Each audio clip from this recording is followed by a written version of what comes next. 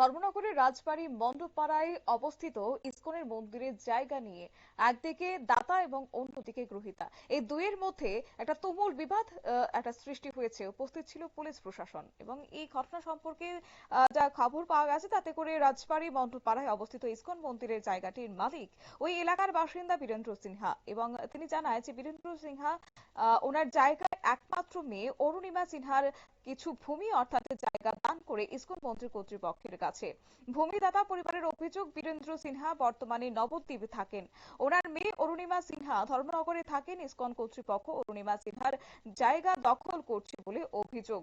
ভূমিদাতা পরিবারের পক্ষ থেকে নাম জারি করার জন্য আবেদন করা হলেও ইসকন কর্তৃপক্ষ বাধা দেয় বলে অভিযোগ। পরবর্তী সময়ে প্রশাসনের দ্বারস্থ হয় এবং সেই বিচার প্রক্রিয়া বর্তমানেও চলছে বলে জানান ভূমিদাতা পরিবারের একজনের শুভাকাঙ্ক্ষী। এবং সেই শুভাকাঙ্ক্ষী তিনি ব্যক্তি বলেন যে মেয়ের যে জায়গা ইসকন মন্দির কর্তৃপক্ষ দখল করে রেখেছেন, সেই জায়গার উপর যেহেতু বিচার প্রক্রিয়া চলছে সেই জায়গায় কোনো কাজ করতে পারে না বলে অভিযোগ করলেন তিনি। কি রয়েছে বিস্তারিত, কি জানিয়েছেন ইসকন কর্তৃপক্ষ, শুনুন।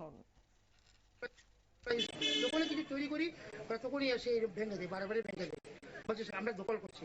কিন্তু ওরা যে ভগবানের জায়গায় দখল করছে ওরা বারবার বলে না আমরা দান করছি, ঠিক আছে, কিন্তু দানের জায়গায় দখল করে নিচ্ছে।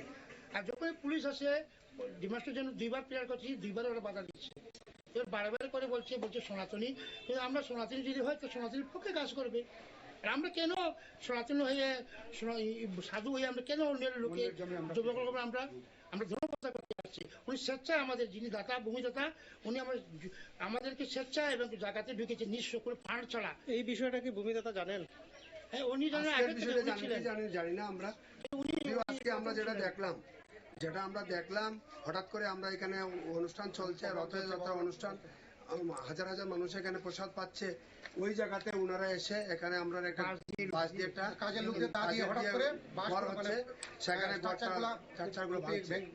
আমরা হঠাৎ করে দেখে বাধা দিলাম, বাধা দেওয়া সত্ত্বেও ওনারা মানছে না, দাও দিয়ে একজন বলছে যে কেটে দেবে, বলছে না এগুলা এইভাবে মানে ইয়ে করছে, যার ফলে ইসকন কর্তৃপক্ষের বক্তব্য আপনারা শুনলেন। এবং বীরেন্দ্র সিনহা যে পরিমাণ জায়গা দান করেছে সেই পরিমাণ থেকেও কম জায়গা দাঁতের দখলে রয়েছে। ইসকন কর্তৃপক্ষ আরো জানান তারা কোনো অবৈধ কাজ করছে না, অর্থাৎ তাদের পাওনা জায়গা ছাড়া অতিরিক্ত কোনো জায়গা দখল করছে না ইসকন কর্তৃপক্ষ। ভূমিদাতারা সম্পূর্ণ মিথ্যা অভিযোগ করছে ইসকনের বিরুদ্ধে বলে অভিযোগ করেছেন ইসকন কর্তৃপক্ষ। ইসকন কর্তৃপক্ষ আরো গুরুতর অভিযোগ করেন যে প্রায় সময় দখল করার অভিযোগ এনে সাঙ্গপাঙ্গ এনে ইসকন কর্তৃপক্ষের উপর চড়াও হন। ইসকন কর্তৃপক্ষের এই অভিযোগ এখনো আইনি তদন্তে বেরিয়ে আসবে আসলে ঘটনা। নিয়ে নিচ্ছি ছোট্ট একটি বিজ্ঞাপন বিরতির সঙ্গে থাকুন।